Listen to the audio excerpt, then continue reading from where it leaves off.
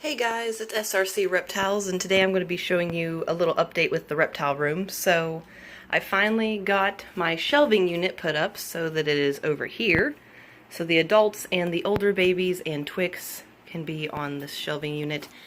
And then we have Raja over here. This was a portable air conditioner my parents gave me that they didn't use for very long, and they've had it in storage. After using it for 2 days, my dad's pretty sure that it broke. It crapped out because I come in here one day getting ready for work, and the thing, there's like a little fan that's down in here, and you can't really see it, but it's like in right there. And it was spitting out water and ice chunks, and it went all the way over to here. That's probably a good 5 feet that it was spitting ice and stuff, which is a good thing. Of course, this shelving unit was not here at the time because it would have been getting wet and ice thrown at it and stuff. Over here we've got a couple storage containers. And then for now, I've just got these over there. What's in the storage containers, I don't have to get to right away, except for the top one. And I can still open it enough just to get my little measuring spoons and stuff. And then over here, we've got the Dubia Roaches in this container. And then this little white cup on the top has the mealworms that I feed just for like a little snack. Lemon Drop, who I found out's a male. I don't know if I told you guys that or not. Bought him as a female, and he's actually a boy. So it's a good thing Lemon Drop can be used for either gender. But, found out that he's a boy and everything, but yeah, he loves to eat on the mealworms, but they are just a snack, so he doesn't get them all the time. And when I do give him mealworms, he only gets like 5 of them, because he still already will get 5 Dubia Roaches before he's given the mealworms. And then up here we've got the itty bitty babies, and then we've got the ones that are 4 months old, almost 5 months old, that are up here, and then of course my eggs. Right now we just have 3 from Blaze, and she is looking like she's gravid still pregnant and stuff, so she's probably going to be laying eggs within the next month or so, probably will go from 3 to 5 if she lays 2 like she normally does, but it was just odd that she laid just 1 egg. And I think, yeah, I showed you guys the new babies, but of course they're doing really good. Here is Fudge, he's just chilling right here. I'm kind of tempted to name this new one Dash or Lightning or something like that, because this new one, which you can't see him because he's just hiding right there, but his tail's there, he just goes crazy and runs all over the place when I get him out, and I have to sit there and do the hand walking thing where you got one hand and then another hand in front of it in that repeating motion of kind of like almost a Ferris wheel kind of thing, except with your hands. Because of the fact that he just will run everywhere, and he's got so much energy. It's been a while since I've had a baby that's that jumpy. So, and anyway, Raja, I said, is already over here, but for now he's just got some random stuff on his tank. I like to use this stretch of mesh right here to let the dishes dry once I've cleaned them. And sometimes if there's a teeny bit of water that drips down and he's like, happens to be under it, he'll rattle his tail like, what just touched me? And then, of course, we have Vesper down here and all the other crested geckos that are on this shelf.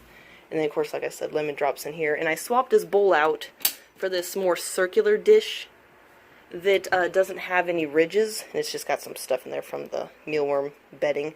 But it's more rounded and there's no, like, actual crease in the corner.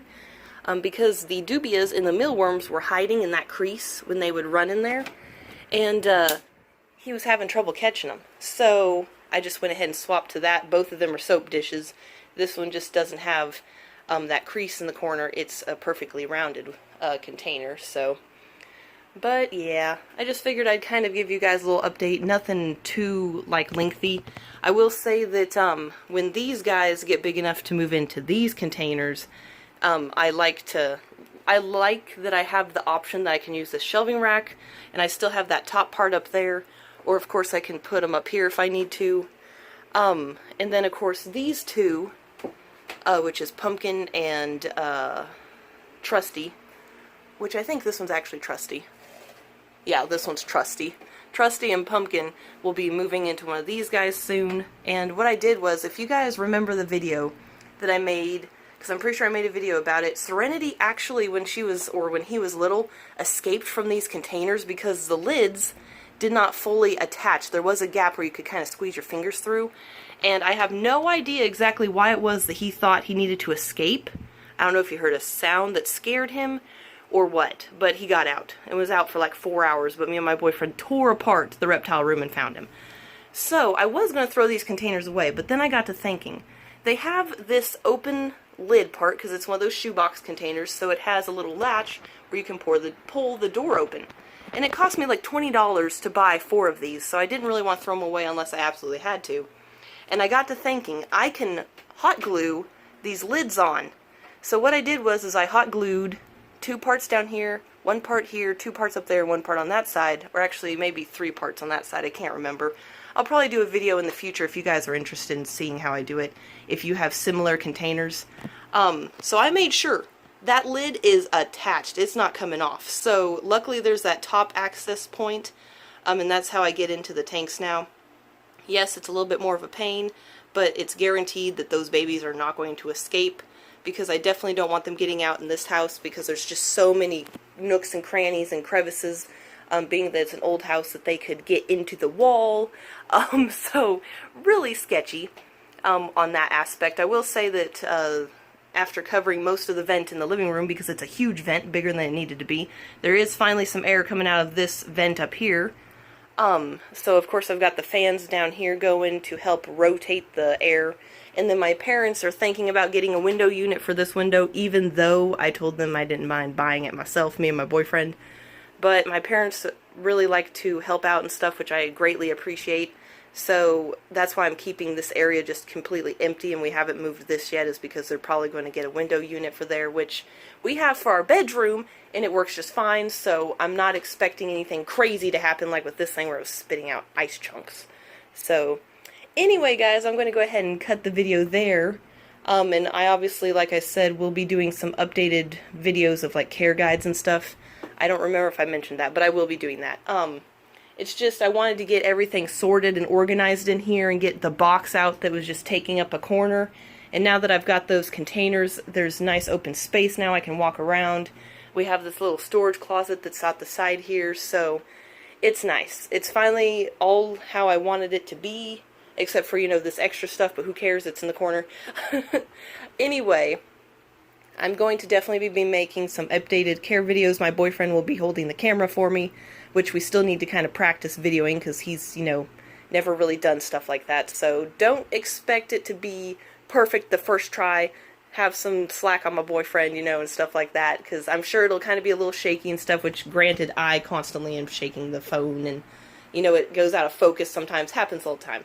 But at least with a second person who can pay attention to just making sure it's in focus and stuff, most likely it'll be a lot better than what I can do by myself. But anyway, like and subscribe if you want to support the channel. Always encourages me to make more videos, and also it's just greatly appreciated that someone out there actually enjoys watching my videos and also can learn stuff from it. I will be, hopefully, within the next year, if not less, doing some bioactive stuff with the tanks. I'm going to start out with these 2 first, just to kind of play around with it, or I might just start out with the smaller ones and see how it goes. But I'm doing a lot of research and stuff, and I might make a video on that. Obviously I'm going to wait because I have to make sure that I've got enough money to pay bills and stuff.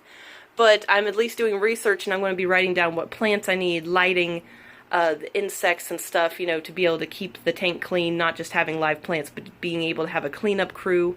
So that's going to be pretty fun, and of course I'm going to be looking it up too for the Leopard Gecko, because he's almost to the point where I want to get him on excavator clay.